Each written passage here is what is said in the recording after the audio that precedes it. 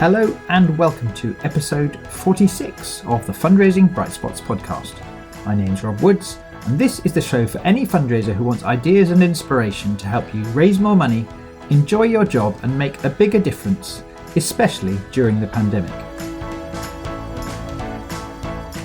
And in today's interview, I'm talking to a fabulous fundraiser named Lucy Reed from a charity called International Animal Rescue. And she's achieved some wonderful results in the last 12 months by quite deliberately focusing on the small things that she can do each day. In this conversation, Lucy explains how focusing her energy on these small things, these incremental gains, has actually led to a big impact on both her morale and on her results. Although Lucy originally decided to try this approach following a talk I gave a year ago on the subject, I found our conversation actually re-inspired me with the power of the concept. And I hope you find it as helpful as I did. Lucy Reed, how are you?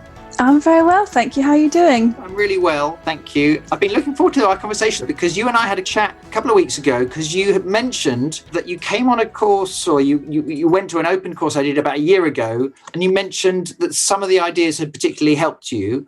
And I think our listeners will find some of those things you've been doing quite interesting, but also just practical. But just before we do that, I need to get the details right. So you're the Senior Fundraising Officer and the charity you work for is International Animal Rescue, is that right? That's right, yeah. Yeah, IAR for short, but yeah, International Animal Rescue. And just a bit of context, how long have you worked for charities?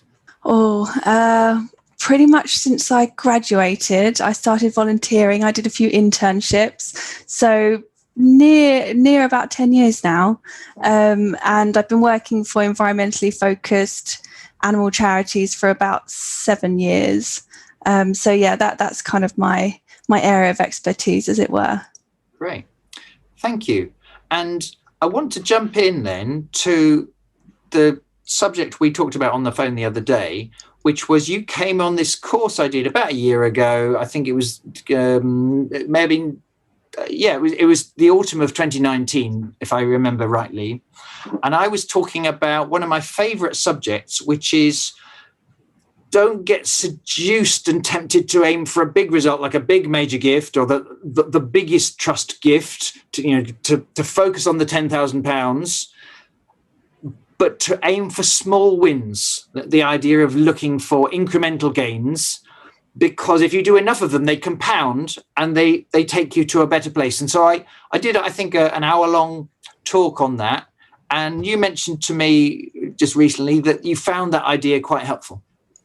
Yes, that is exactly it. So I think I could speak on behalf of a lot of fundraisers when we do become fixated on this end goal, exactly what you were saying. And it's difficult to have a vision or a strategy on how to get there because we have targets to meet, we have events to plan. And at this time, about a year ago, as you said, I was feeling quite frazzled and overwhelmed, and corporate partnership pitches weren't coming off and trust and foundation applications weren't working. I was sending them out and getting nothing back. And to be honest, I was just feeling a bit disheartened by it all. So coming to your event and it was something that just really resonated with me when you broke it down and you said, well, actually, it's this idea of incremental gains and small moments of positiveness, I guess, that we do get every day, but we just don't recognize it. It's that building up over a longer period of time that allows you to visualize the end goal more. So it really was as simple as that. And I just kind of left thinking, I'm going to try that. I'm definitely going to try this. So yeah, then pretty much the next day I got into the office and I'd set up a little table on my Word document and I thought, right, I'm just going to do it for a couple of days, see if it makes me feel a little bit more focused, a little bit more aware of what I do every day. And so I put my output. So it would be every day, sent a handwritten letter or jotted that email down or sent that application off again. And at the end of the day, I would just have a look at what gains I'd achieved that day. Even something as small as someone rang up and said they liked the letter I sent them because it had an additional, little note and a personalized message. And literally, I've been doing that for the last 12 months, every single working day. And it's just proved incredibly beneficial. Yeah. So congratulations, Lucy, for, I mean, lots of us go on a course or listen to a talk or something and we get a good idea. And I just know how, with the best will in the world, how easy it can be to sort of leave that good idea in the notebook and then just feel a bit guilty about it and never quite get round to it. So anyway, for being someone who's determined to get a good idea and at least try it, not to commit for a year, but just try it out and see if it helps. I love that. But I'm also, I just think it's really interesting how not to depress, but I think the dice are loaded against us in a way that ordinarily our thinking does get skewed to want to leap ahead to the prize of winning the partnership or getting the large gift or whatever, rather than what small thing could I do today that takes me a step closer to it. And I think, even if we're quite good at that, the truth is that in many organizations, our colleagues, or even the way our targets are set, they might be skewed to measuring the wrong thing. Actually, it's meant to be motivating. Oh, look at this wonderful prize. Let's get excited about that. In practice, it causes me to get depressed on a wet Tuesday and devalue some things I could do today. And I know you've already talked about this a little, but I just wonder if you'd reflect more on your opinion on how hard it can be. Yeah, and that's entirely why it resonated so much with me, is because I just had this this huge kind of obviously financial amount that I had to get, that we all fundraisers have to achieve, and you're so fixated on that, what that would do for the charity. Obviously, you have to keep working and raising awareness and raising funds, because that, that's where you see the outcome and the impact of the donation.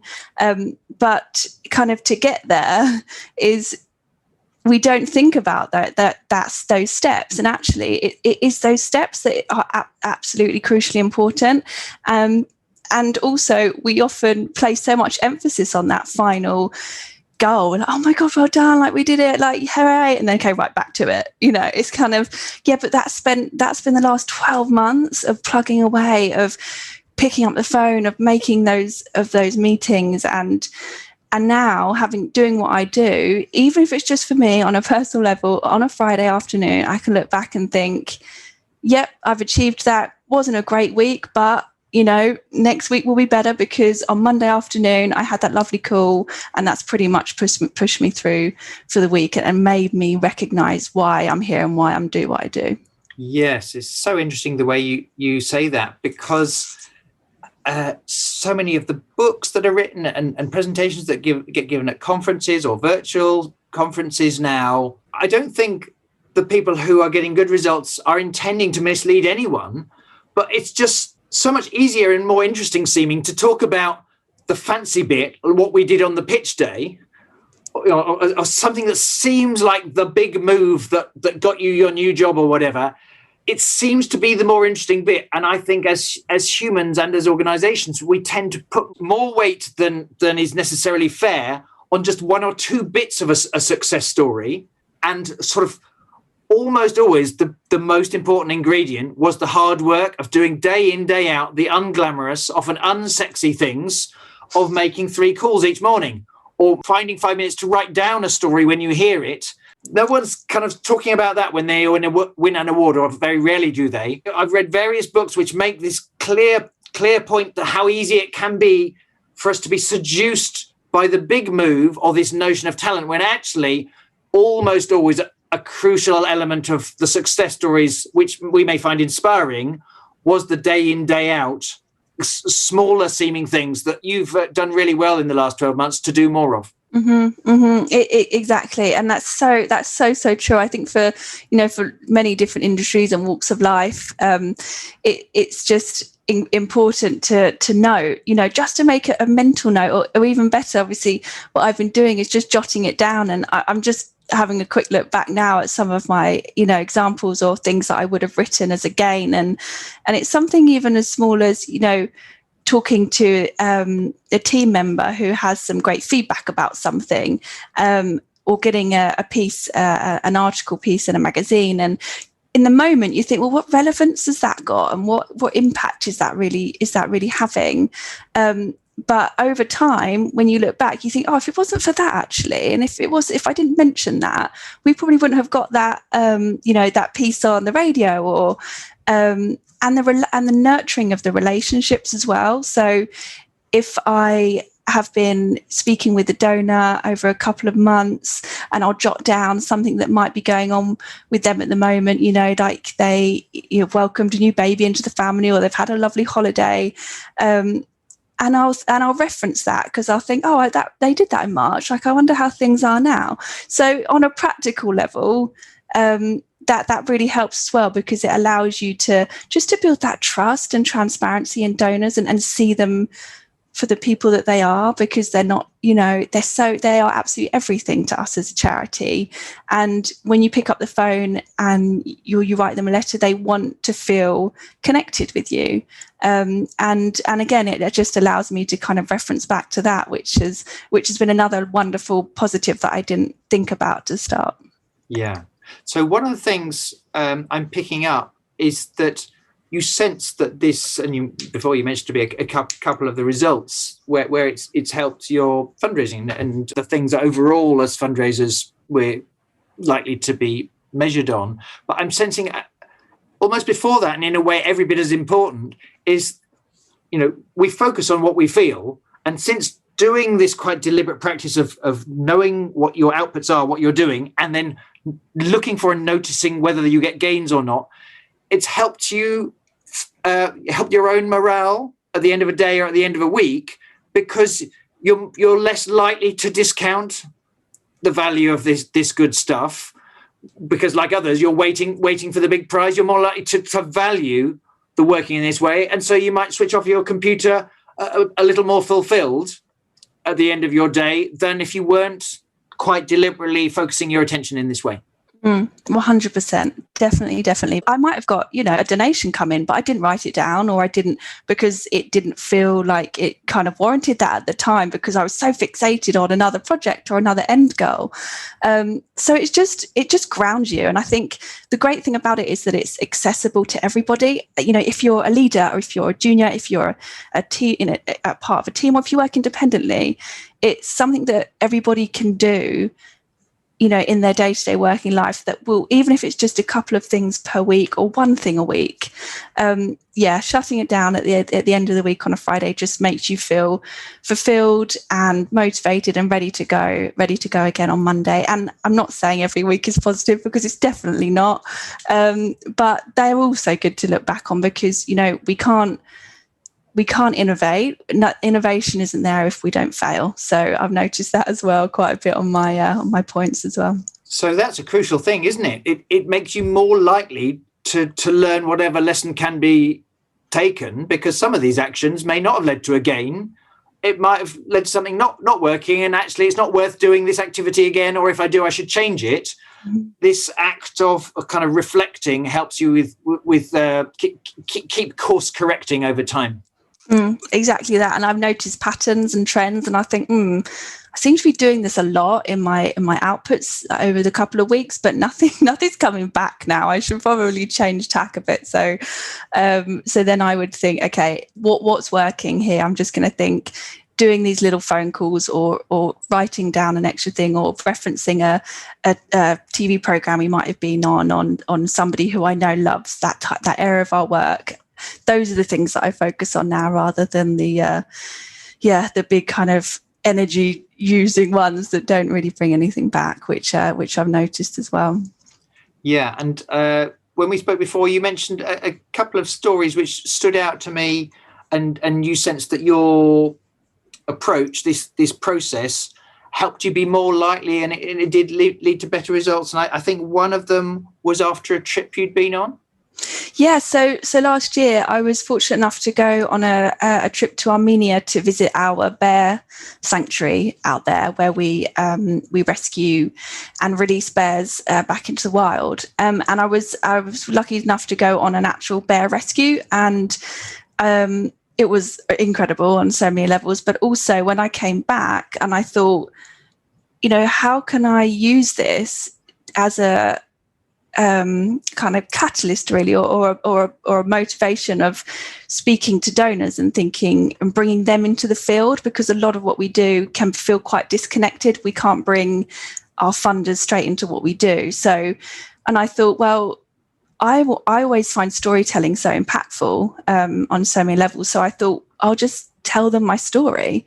So I picked up the phone and I would call a couple of our donors who I absolutely love what we do in Armenia, but wouldn't travel there, or wouldn't obviously have the means to go and visit. So I rang them and I explained what I'd been doing and everything that was involved in that rescue, from how I felt to how what must have been going through the bear's head for all this is happening, and then to the moment that it got to the sanctuary and that incredible positive, just wonderful moment of this is safe for them now, this is where they'll be. And yeah, that's just been incredible, because over time people have referenced that, and I've followed up with a letter to say, as I called you earlier in June and we had a chat about Max the bear, and I just wanted to let you know that he's doing really well, and all these other reasons. So yeah, that was like a really nice glue between the project and our donors, is essentially me telling a story.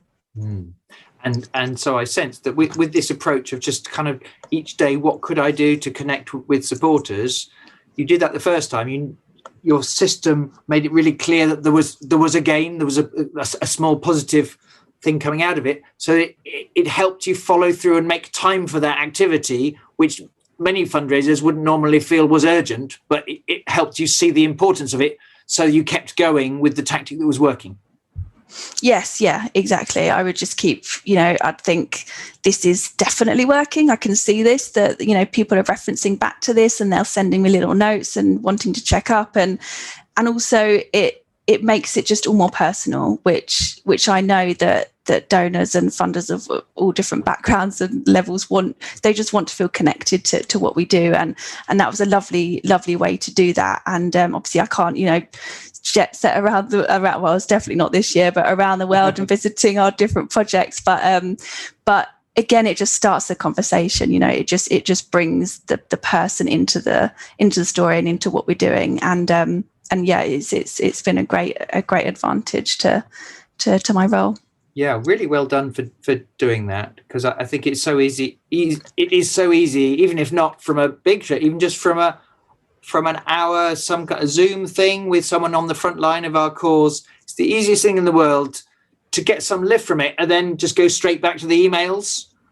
Whereas actually, often there was something, some story, some idea, some metaphor, some insight we get if we can hear from our front line, that if only we pause and think, now, how could I share that on? That can make all the difference. So really well done for doing that. And if there was, we haven't got time to go example after example, but if there were one other little, for instance, that occurs to you where you've sensed, it's obvious in a way, but because of this process, it helped me do more of this thing, and that really did help results. Hey, it's Rob, and I just wanted to jump in really quickly to let you know about our most popular training day for fundraising teams, which is called Storytelling and Influence. And the reason we're so excited is that this year we've been discovering it's working as well as ever when delivered over Zoom, just like it did for the years and years that we've delivered it as a classroom training session for fundraising teams. And if you were able to attend our Breakfast Club for Fundraising Leaders just the other day, then you would have heard Max from a homelessness charity talking about how the techniques that his team learned on this course were one of the factors that helped them to win a wonderful partnership worth more than £250,000 literally a couple of months ago. So if you're the leader of a fundraising team and you'd like your colleagues to have extra skill and confidence to be more interesting, more inspiring, more able to help donors connect to what they really care about to do with your cause when they talk to your supporters or when they're writing to your supporters, then this course we teach, Storytelling and Influence, is the one that gets results. If you're at all curious, you can find out more information on my website, which is brightspotfundraising.co.uk brightspotfundraising.co.uk, brightspotfundraising.co.uk/services. There's some information there, or if you'd just like to go to the website and get in touch with me to set up a chat, you can do that, and we would love to hear from you. For now though, I want to get straight back to the interview with Lucy, where she's going to give another example of how her incremental gains approach helped her improve her results. Yeah, I think again, just kind of referencing back to the little moments of sharing, I guess. And there was a particular funder who really liked a project area, but for one reason or another, we had maybe communication or busyness, as I'm sure everybody kind of feels from time to time, they had kind of drifted. But I knew that they really loved our project, but we just weren't conveying stuff clearly enough, or we weren't, connecting as much as they probably would have liked. And again, if I hadn't got something written down, I might not have realised this for longer. And I just thought, what can I do to bring them back in? And over time, I would just pick up the phone, or I would send them a letter referencing something that we're working on. I say, I know you've funded this in the past. This is what we're doing, and even things that you wouldn't necessarily think that a donor would be interested in. I can't even think of an example, but like an article or something that I think this isn't going to bring in any money for us, but I just want them to be aware that I'm thinking and I'm bringing them into this project. And over time they've sent more questions back, so I'm like, great, they're interested in this, they really want to know more. And thankfully now that their donation kind of dropped to about 7,000, and now it's up to near about 30,000 again. So that's been a really, probably one of the biggest highlights, because I've recognized that I've just stopped and I've listened and I've thought, what is it that they want? And I've kind of continued to dig away, and thankfully they're entirely back on board now. Well, congratulations. That's a really fabulous turnaround. And it reminds me, many years ago, there's a brilliant fundraiser I had the good fortune to interview, who was raising probably more high value income than anyone else in the children's charity I worked with at the time. And when I asked her what her secret was, she said, well, I'm more donor focused than most people. And I said, well, I'm quite donor focused as well. She said, I know you are, but there's a steely discipline to my donor focus, Rob. When she said the words steely and discipline, I knew that she was doing something different to what I was doing. And I said, what do you mean? She said, well, my mentor 2 decades ago said, here's the key that will really help you with work-life balance and results. She said, in the morning, ask yourself, what are 3 things I could do to deepen relationships with our supporters? And part 2 is, do those things before you get embroiled in internal spreadsheets and anything internal focusing. What can I do to in some way deeper a connection with our existing or potential supporters? Do those, and she said, before you even turn your emails on, or certainly before you kind of get sucked into any internal meetings or spreadsheets. And I know that for the listeners listening, that might seem just wildly impractical, and your manager might be right royally annoyed at you if you weren't prioritizing their spreadsheet. However, even if you can't do it every day and you miss on Wednesday and Friday, you still are going to end up doing more of these small moves, which just deepen and help supporters feel more connected to why they care. And the result is that if and when it's appropriate to ask that trust or that donor or that company or whoever for a further gift, the fundraiser who was proactively doing these small moves, like you did with this example, just that extra little, I saw this and thought of you, or little quote or little message, little thank you from the chief exec, whatever it might be, the fundraiser who has done that trick and made time for those not urgent seeming, but important things, that's why she ended up raising more money than most other people I've ever interviewed, because she was making time internally for those donor-focused things. Does that resonate with you to an extent that your technique has helped you to work more in that way than one normally would? Yes, that's interesting, actually, really interesting. As you were saying that, you said about that she's placing in, what do we place importance on? And I think ultimately, obviously, as a fundraiser, we know what the important things are, is raising funds. But, how do we get there? And even if you have a day where all you've done for the whole afternoon is sharing an article, or bringing someone into, picking up the phone and just bringing them into something kind of random, but that they're interested in it, or just writing out letters, it's going to take an hour, but one person might read that letter, just one out of the 10, and they'll think, gosh, she's actually written this, and she's mentioned that thing that we talked about, or that they are the important steps to the overall goal. And it's just about being honest, trustworthy, open and personal with your donors. And yeah, I really, really like the ethos that you've shared there. And I would just encourage people just to give it a go, just to try. Don't be super organized, because we're all different, but just type down maybe at the end of the day just what you've done, and whether there's some little gains in there, because there'll be more than you think. One reason I was especially happy to talk to you and hear your story was your system is really relatively simple. I mean, one still needs the discipline to choose to do it, but just you mentioned it at the beginning of the interview, but at its simplest, what has your practice been? And just before we finish, I want listeners to be able to just hear, they might not do it exactly the same as you, but at its simplest, how have you done this? So literally, I'm awful at Excel. I use a Word document, and I just have my Monday to Friday, two rows, 5 columns, and I just have my outputs at the top and my gains at the bottom. And just throughout the day, I'll just jot down, I don't know, hang on, I've got one. I've got it right in front of me now. I say, yes, I sent some thank you emails to some donations we had over the weekend, kind of got on it quickly, didn't leave it till Friday, want to speak to people early on, because they're obviously really into, what we did over the weekend, or, and then I'm just looking there again that I said, I just listened to something inspiring or motivational this morning. Like that was a gain for me, because it was the start of the week. And it made me feel better about what I had achieved or what I hadn't achieved that day. To get the detail. So you list the things you're doing, and then at the end of the day, you note whether any of those outputs you did or didn't bring a particular gain. And surprisingly often you notice there is a gain, or sometimes there's a learning point, but you review at the end of each day, and then at the end of the week, you've got a record. Is that broadly it?